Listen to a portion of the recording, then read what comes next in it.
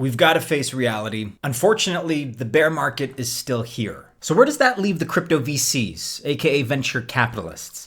Well, they're being cautious, that's true, but they're still investing. But unlike whales, they don't just jump at anything that moves and throw money at it. Instead, they're looking carefully at their next steps. They're planning it out. They're being strategic. Anything they invest in at the end of the long bear market, like we have now, needs to have long-term potential. And they take that long-term perspective as a result.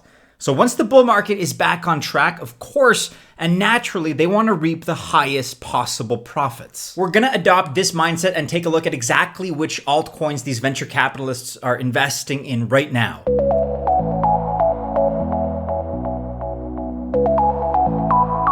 Welcome to the channel. My name is Maddie, and this is Altcoin Buzz. Maybe you're a big fish, a whale, or a venture capitalist, or you're a minnow, you're on the smaller end of the spectrum. Regardless of where you stand, I wish you the best of luck if you choose to invest. Okay, but the thing is, I am not a financial or investment advisor. So just remember that this video is not official financial or investment advice. Introducing Altcoin Buzz Alpha, where you can manage your crypto portfolio with regular updates and top insights for only $15 per month. Get hot Web3 trends, undervalued crypto gems, daily portfolio strategies, and of course, response to all your questions and queries. Check it out. Join today. Links are in the description below. We begin here at number 1 with PENDLE Finance for our first pick. Ticker PENDLE, P-E-N-D-L-E. Check out this video that we put out not long ago in case you haven't already. But basically, here's the idea. PENDLE tokenizes yield. They're part of the LS DeFi space. And as a matter of fact, they are leading the charge in this particular market segment. During the last year, the PENDLE token increased by 719%.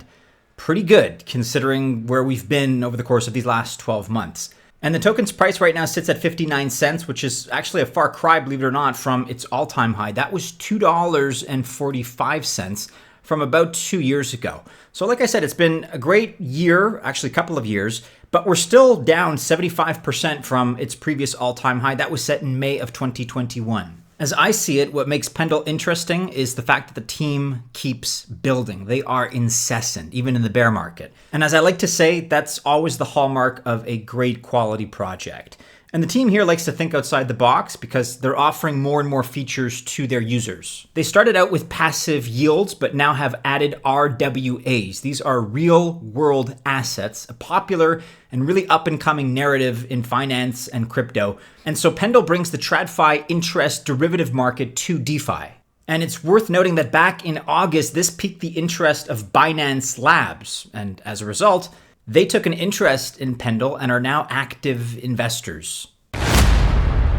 Okay, coming in at number 2 on our list here, I think it's the first time we talk about this project, PENDLE Finance, ticker MPL. This is very active in the RWA space, which we just talked about. Their focus is on institutional adoption. Now, in 2021, at the height of the bull market, PENDLE started out with a syndicated loan product. However, their main focus was on Alameda. And as we know by now, Alameda went down in flames, unfortunately. As a result, so did PENDLE's TVL.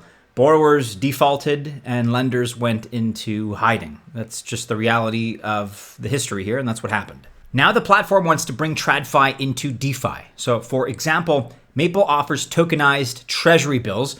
So basically on-chain loan businesses backed by RWAs. At first, PENDLE started out on Ethereum.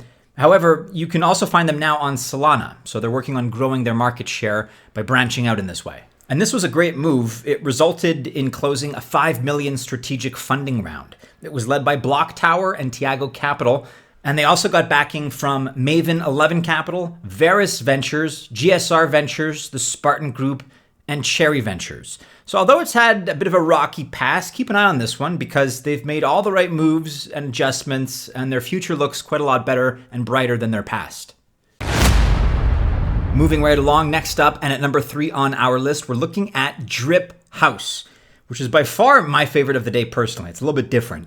It's an NFT marketplace on Solana, but not just any old marketplace because they offer free NFTs from a very wide variety of creators. Now, you need an invitation code from an existing user to join, and every day you can get a common, a rare or a legendary NFT. Degen Poet is arguably their most famous creator. He creates art by typing letters on an old-style typewriter. But you can also visit their website every 24 hours in order to visit their lock-in page.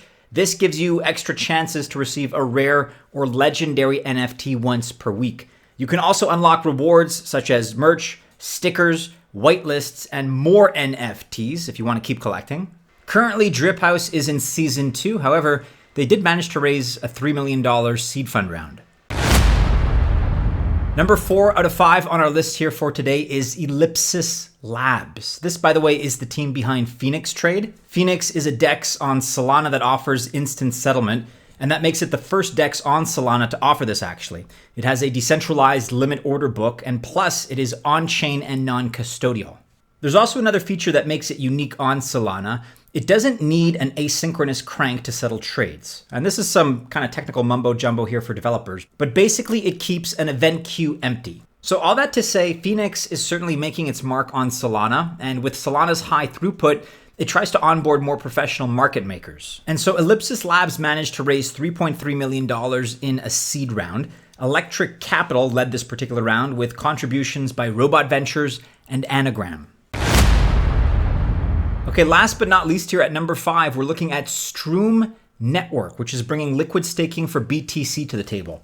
It operates in the Lightning Network and with EVM compatible networks, for example, like Ethereum. The Lightning Network is important because it gives you fast transactions on the Bitcoin chain.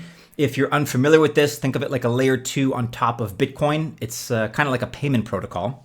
And Stroom works like a bridge between the Lightning Network and EVM compatible chains, specifically their DeFi ecosystems. And that means you can deposit and stake BTC in the Lightning Network, and then in return, you receive the IN-BTC token, which is an ERC20 token. This pegs 1-to-1 to BTC and is redeemable as such, and you can use this token to start yield farming in various EVM ecosystems.